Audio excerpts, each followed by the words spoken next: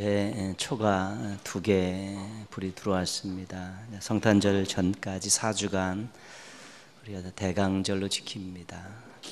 예수님을 사랑하는 마음을 가지고 예수님의 말씀을 묵상하고 또 예수님의 행적을 돌아보면서 이제 예수님에 대한 또 우리 아름다운 고백들을 새롭게 하고 또 예수님이 원하시는 귀한 삶들을 준비하는 그런 절기입니다. 이번 또 대강주간 대강절 기간 잘 보내셔서 예수님 때문에 더욱 행복하신 성도들 되기를 주님의 이름으로 축원합니다. 한 매체에서 여자분이 아쉬워하면서 열정적으로 주장했던 내용을 소개하고자 합니다. 이런 일들은 우리가 또 글에서도 많이 보았던 것인데요. 그분의 주장은 그거죠. 이름을 불러달라는 것입니다. 이름을 불러달라. 결혼해서 이제 뭐 여보 이제 그렇게 당신 불러지고, 애 나니까 누구 엄마 이렇게 불려지고요. 또 직장에 가면 또 뭐 위스김 뭐 이런 식으로 불리고, 길에서 사람들 만나면 아가씨 아줌마 이렇게 부르니까 자기 주변에서 자기의 이름을 불려주는 사람들이 많지 않다는 것입니다. 전부 자기의 삶에 있어서 한 역할을 감당하는 그런 부분에 대한 호칭들만 하지 진정 자기의 이름을 불러주는 사람은 많지 않다고 그렇게 아쉬워하면서 이름을 불러달라고 그렇게 주장하는 내용입니다. 김춘수 시인의 꽃이라는 시에 보면 이런 주장들이 조금 반영이 되어 있습니다. 내가 그의 이름을 불러주기 전에는 그는 다만 하나의 몸짓에 지나지 않았다. 내가 그의 이름을 불러주었을 때 그는 나에게로 와서 꽃이 되었다. 이름을 불러주기 전에는 나랑 별로 관계가 없는 의미 없는 존재였다는 것입니다. 근데 이름을 불러주니까 나에게 있어서 의미 있는 존재가 되었다는 것입니다. 이름이 그만큼 중요하다는 것입니다. 실은 이름은 그냥 부르기 위해서 지어진 호칭 이상의 것입니다. 그 사람의 존재와 성품과 인품, 그 사람 자체를 말하는 것이 바로 이름이기 때문에 그렇습니다. 이름을 기억해주고 이름을 불러주는 것은 아주 중요하고 또 귀한 일입니다. 교회에서 교회학교 학생들의 이름을 불러주면 굉장히 좋아합니다. 대부분 잘 이름을 모르니까 야, 애 뭐 이렇게 부르지만 이름을 불러주면 굉장히 좋아합니다. 자기를 기억하고 자기를 알아주는 것 같아서 그런 것이지요. 우리도 누가 자신의 이름을 불러주면, 기억해주면 기분이 좋지 않습니까? 그 사람에게는 또 더 친근감이 가고 또 마음을 열 준비가 되어 있는 것이죠. 이름을 모르고 함께 예배드리지 않도록 서로 통성명하고 이름을 좀 기억했으면 좋겠습니다. 예배는 드리는데 이름도 모르는 경우 많죠. 한계가 있기 때문에 그러기도 하지만 늘 예배자리 옆에 있는 분들을 한번 또 확인하시고 또 이름을 알려고 노력하고 또 요람 보고 서로 이렇게 교제하면서 이름을 알고 또 이름을 한번 이렇게 불러주는 것만큼 행복한 일은 없습니다. 가끔씩 직분이 아닌 그런 이름을 불러주는 것도 좋을 듯합니다. 그래서 서로 이름으로 불러주고 또 불림을 받을 때 또 새로운 사랑이 싹트고 또 새로운 분위기가 만들어지기 때문에 그렇습니다. 이름을 기억하고 불러주면서 더욱 사랑으로 끈끈해지는 우리 동인의 모든 가족들 되시기를 주님의 이름으로 축복합니다. 구약 성경에 파격적인 사건이 한 가지가 있습니다. 다른 놀랄만한 많은 사건들도 있지만 구약 성경에서 가장 파격적인 사건은 하나님께서 이름을 가르쳐 주셨다는 것입니다. 애굽에서 40년 살다가 도망쳐서 미디안 광야에서 40년을 살았던 모세에게 하나님께서 나타나셨습니다. 애굽에 가서 내 백성들을 인도하여 내라. 귀한 사명을 주셨습니다. 그때 모세가 하나님께 이렇게 묻죠. 내가 애굽에 갔을 때 그들이 너를 보낸 신의 이름이 무엇이냐? 그렇게 물으면 뭐라고 대답해야 합니까? 이름을 가르쳐 주십시오. 그때 하나님께서 나는 스스로 있는 자니라, 나는 나다, 그런 뜻의 이름을 가르쳐 주셨습니다. 이제 그것이 히브리어 모음으로는 이렇게 4글자로 되어 있습니다. 그래서 그 4글자를 야훼 이렇게 읽는 것이죠. 우리 성경에는 여호와 이렇게 번역이 되어 있습니다. 그래서 하나님께서 모세에게 가르쳐 주셨던 하나님의 이름은 야훼입니다. 여호와입니다. 그 이름을 모세에게 가르쳐 준 것이죠. 하나님께서 이름을 가르쳐 주신 것은 당신을 우리에게 계시하신 것입니다. 다 드러내신 것이고요, 함께 하겠다고 약속하신 것이고요, 교제하자고 손을 내미신 것입니다.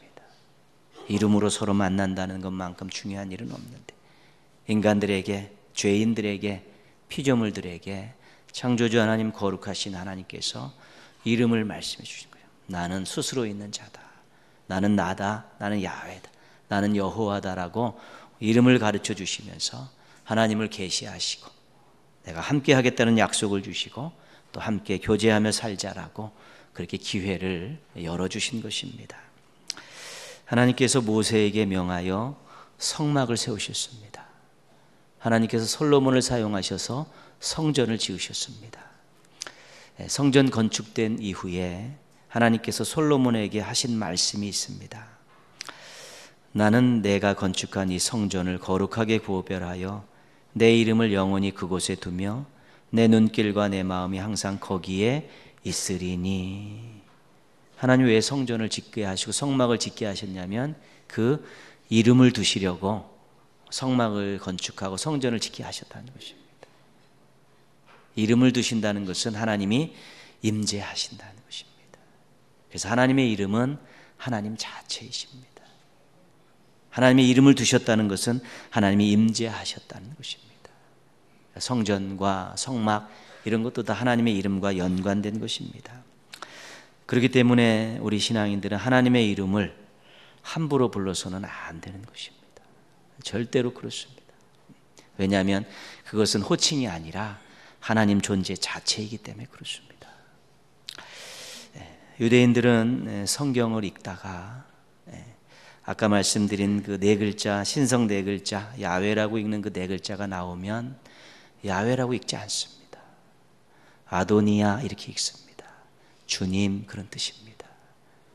그래서 여호와께서 말씀하셨습니다, 그렇게 읽지 않고 주님께서 말씀하셨습니다, 이렇게 읽습니다. 하나님의 거룩한 이름을 죄인인 인간이 함부로 입에 오르내리게 할 수 없다는 그런 신앙입니다. 서기관들이 성경을 쓰다가 아까 말씀드린 야훼라는 그 단어가 나오면 가서 펜을 내려놓고 손을 씻고 와서 그 4글자를 쓰는 것이죠. 또 나오면 또 손 씻고 쓰고 그렇습니다. 그들에게 있어서 하나님의 이름은 함부로 낼 수 없는 것이고 함부로 쓸 수 없는, 부정한 것을 가지고 준비되지 않은 모습으로 부를 수 있는 이름이 아니고 쓸 수 있는 이름이 아니라는 것이 그들의 신앙입니다. 유대인들이 우리와 조금 다른 신앙의 노선을 갖고 있지만 그들이 정말 하나님에 대한 그들의 신앙적인 태도는 정말 상상 이상입니다. 하나님의 이름을 부를 수 없다는 것입니다. 바꿔 부릅니다. 하나님의 이름을 쓰는데 어떻게 내가 깨끗하게 하지 않고 쓸 수 있냐, 그 정도로 그들은 하나님의 이름을 귀하게 여겼습니다. 하나님의 이름이 하나님의 존재를 나타낸다고 생각했기 때문입니다.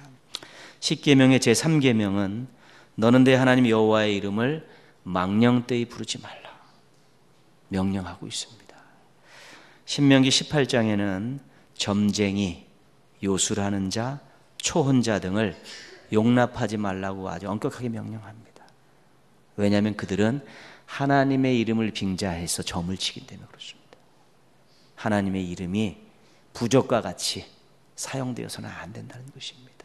그래서 그런 점쟁이들이나 초혼자들이 하나님의 이름을 가지고 그들이 점괘를 하고 이런 것들을 용납하지 않는 것입니다. 하나님의 이름이 그렇게 사용되는 것이 아닙니다. 하나님 자체의 본질을 말씀하고 있는 것이기 때문에 그렇게 사용하지 말라는 것이고요. 레위기 24장 16절은 여호와의 이름을 모독하면 반드시 죽여라. 아주 심각하게 말씀하고 있습니다. 레위기 19장 12절에서는 하나님의 이름으로 맹세하지 말라고 명령하고 있습니다.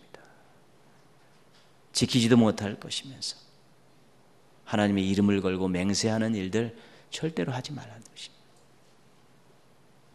그런데 써먹으라고 가르쳐 주신 이름이 아니라는 것입니다. 그래서 하나님의 이름을 정말로 훼손하지 않고 하나님의 이름 자체가 하나님의 존귀함을 지켜드리려는 그런 신앙인들이 우리 구약에 나와 있는 그런 모든 택한 백성들에게 요구하셨던 신앙이라는 것입니다. 하나님의 이름을 함부로 부르지 않도록 조심해야 되고요. 하나님의 이름에 대한 경외가 하나님에 대한 신앙과 연결되어 있다는 것을 기억할 수 있어야 되는 것입니다. 하나님의 이름을 부를 때 감사하십시오. 도저히 부를 수 없는 존재들입니다, 우리들은. 그러나 우리를 구별하시고 택하시고 거룩하게 하시고 구원하셔서 이제 그 하나님의 이름을 부를 수 있게 하신 것입니다. 아무나 부를 수 있는 이름이 아닌 것입니다. 우리로 하여금 하나님의 이름을 부를 수 있게 해주신 것이 얼마나 대단한 일이고 얼마나 감사한 일인가를 알아야 되는 것입니다. 찍찍거리면서 함부로 그렇게 부를 이름이 아닌 것이기 때문입니다. 하나님의 이름을 부를 때 기억하십시오. 하나님이 우리와 함께 하신다는 사실을, 이름을 가르쳐 주시는 그 순간에 함께 하신다는 약속이 그 속에 담겨 있었습니다. 하나님 이름을 부를 때마다 함께 하신다. 기억해야 되고요. 하나님의 이름을 부를 때마다 결단하십시오. 하나님의 이름에 누를 끼치지 않고 살겠다고 결단하십시오. 그래서 이름을 가르쳐 주시고 부르게 하신 이 하나님의 크신 은혜를 잊지 말고 그 이름의 영광을 높이며 살아가는 우리 택한 백성들 되시기를 주님의 이름으로 부탁드리겠습니다.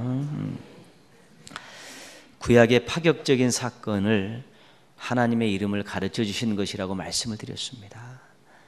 신약의 파격적인 사건은 하나님께서 인간이 되신 것입니다. 하나님께서 독생자를 보내신 것입니다. 오늘 말씀은 하나님께서 보내신 그 독생자가 태어날 때에 그때의 상황을 소개하고 있는 것입니다. 특이한 것은 요셉과 마리아가 잠자리를 하지 않았는데 임신을 했습니다.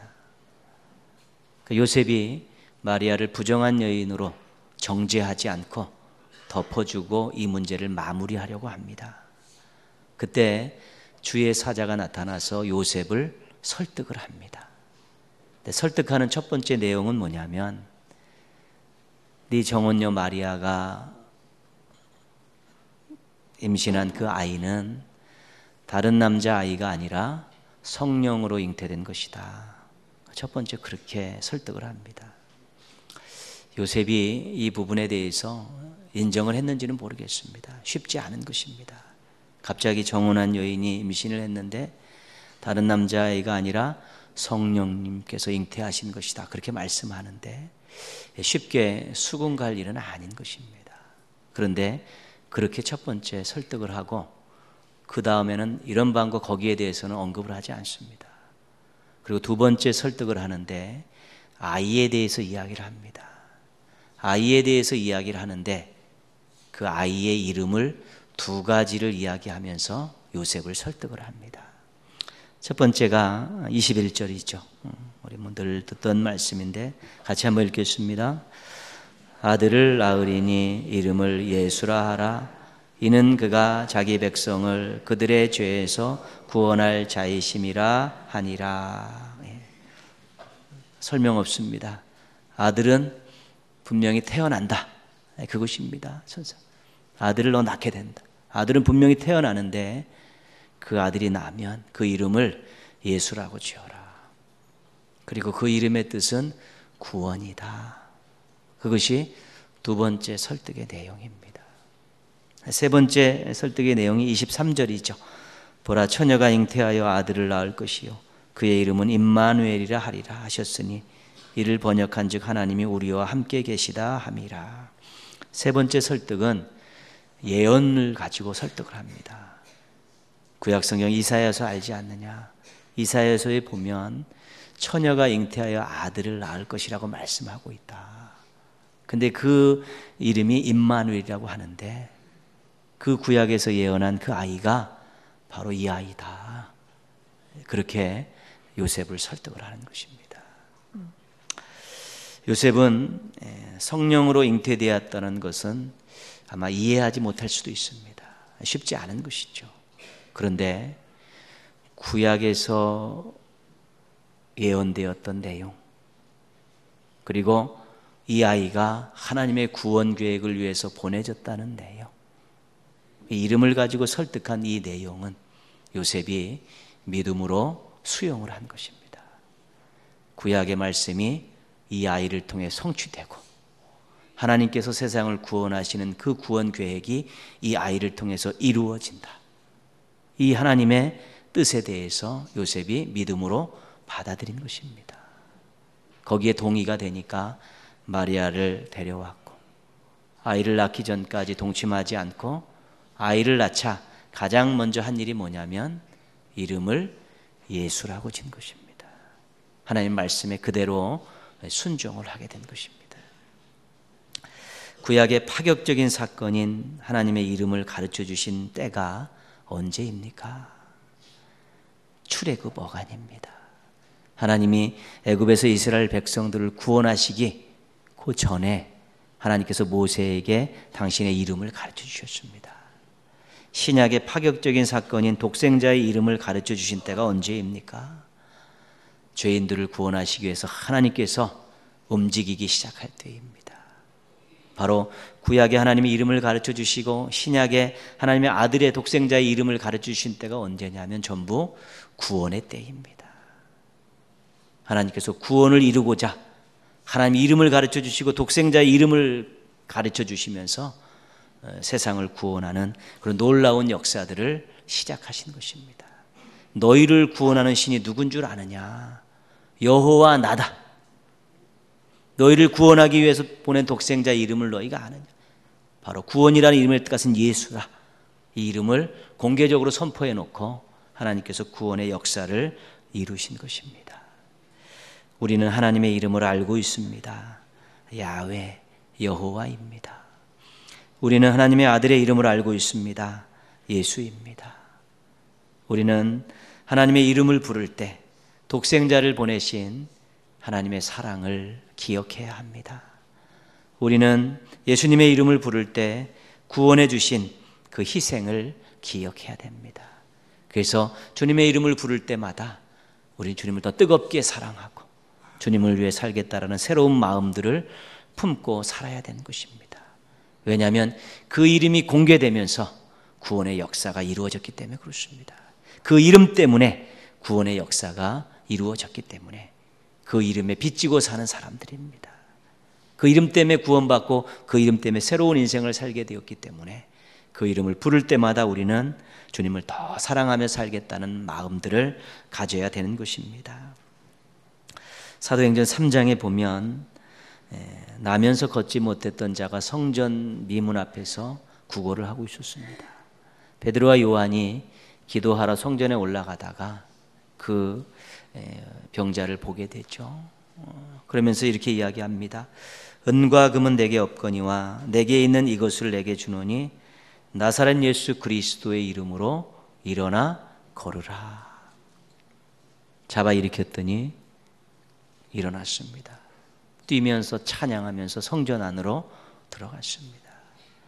예수님의 이름의 능력으로 병이 치유된 것입니다. 인간의 한계를 넘어섰던 그 일이 예수님의 이름의 능력으로 해결된 것입니다. 공회 앞에 잡혀갔습니다. 그때 베드로와 요한은 담대히 얘기합니다. 이 사람은 우리가 일으킨 것이 아니다. 이 사람은 나사렛 예수 그리스도의 이름으로 일어난 것이다. 아주 분명하게 이야기합니다. 그러면서 이렇게 말하죠. 다른 이로서는 구원을 받을 수 없나니 천하 사람 중에 구원을 받을 만한 다른 이름을 우리에게 주신 일이 없습니다. 예수님의 이름이 구원의 유일한 이름이라는 것입니다. 다른 이름은 구원과는 다 상관없는 이름이라는 것입니다.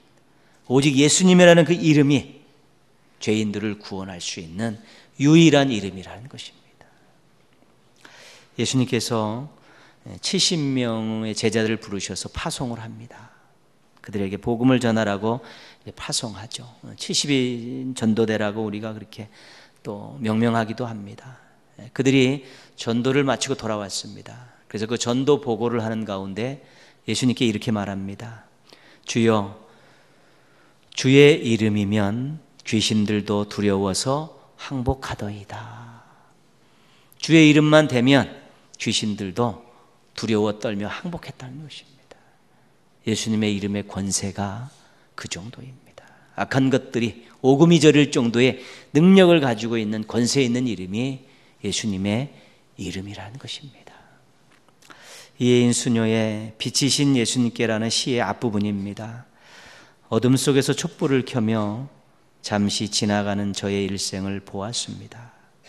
빛이신 예수님, 당신의 이름을 부르는 것만으로도 이렇게 환해질 수 있다니 금세 눈이 밝아지고 마음이 밝아지는 놀라움이요. 자신의 인생을 쭉 돌아봤다는 것이죠. 근데 예수님의 이름을 부르는 것만으로도 자신의 인생이 환해지는 것을 발견했다는 것입니다. 예수님께서 그 이름이 우리의 인생들을 밝은 인생, 빛의 인생으로 바꿔주신다는 것입니다.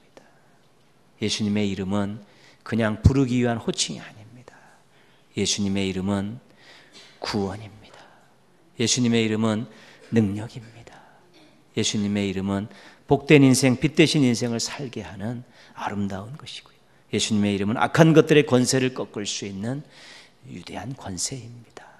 그래서 우리에게 주어진 우리가 부를 수 있는 그 예수님의 이름은 부르는 것으로 끝나는 것이 아니라 붙들어야 되는 것이고 의지해야 되는 것입니다. 그 이름 때문에 구원받았습니다. 이제 우리가 그 이름을 붙들고 의지하면서 우리의 부족하고 연약함들이 얼마든지 해결받을 수 있습니다. 그 이름의 권세에 힘입어서 악한 것들과의 싸움에서 승리할 수 있습니다. 그 이름 때문에 지금보다 훨씬 더 소망 있는 인생을 살 수 있게 되는 것입니다. 한 가지 늘 안타까운 것은 뭐냐면 어려운 일이 있으면 더욱더 움츠러듭니다. 힘든 일이 있으면 더욱더 낙심하면서 다 모든 것들을 포기한 듯이 그렇게 살고 있고요. 징징거리고 울고 원망만 그렇게 살고 있습니다.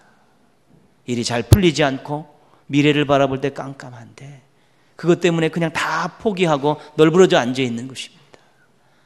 세상 사람들은 그렇게 살 수 있습니다. 그러나 예수 그리스도의 이름의 권세를 알고 능력을 아는 신앙인들은 그러면 안 되는 것입니다.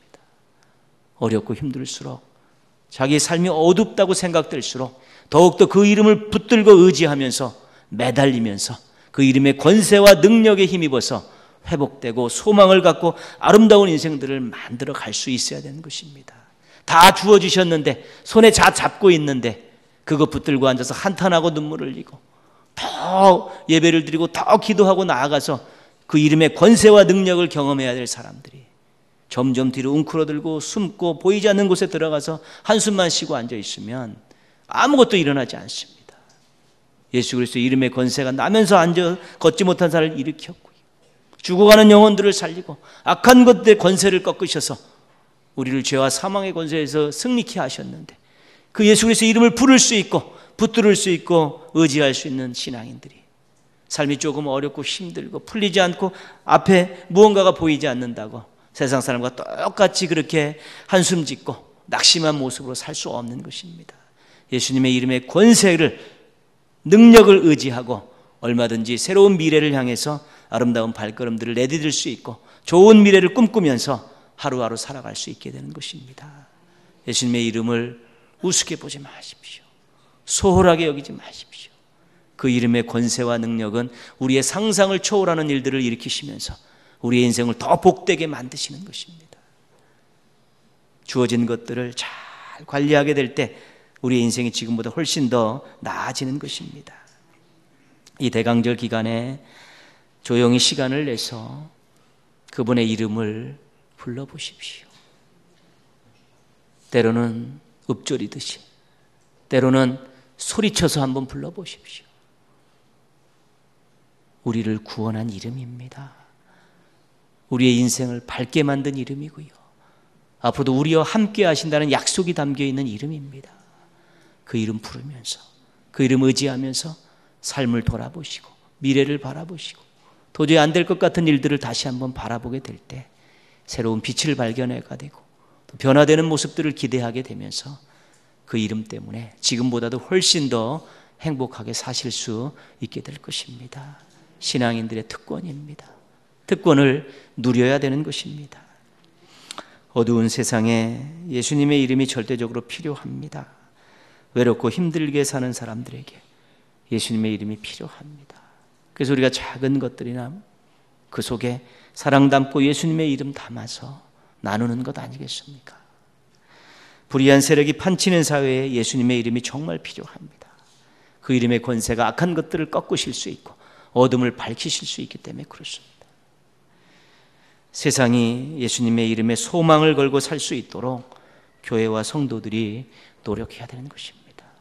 복음을 전하면서 주의 사랑을 전하면서 정말로 이 땅에서 소망들 곳이 없는 것 같아도 예수님의 이름에 소망을 두며 살면 정말로 새로운 인생이 펼쳐지고 새로운 역사가 일어날 것이라는 것에 대한 경험한 우리들이 그것들을 자신 있게 전하면서 가르쳐주게 될 때 어렵고 힘든 삶을 살고 어두운 세력을 살고 악한 것들에 붙들려 살고 되고 불의한 세력들에 의해서 짓눌려 살고 있지만 예수님의 이름의 권세와 능력을 의지하면서 그들이 다시 소망을 갖게 될 때 세상의 미래가 밝아질 수 있고 교회와 성도들을 통해서 하나님 뜻이 이 땅에 이루어지는 놀라운 일들을 경험할 수 있게 되는 것입니다.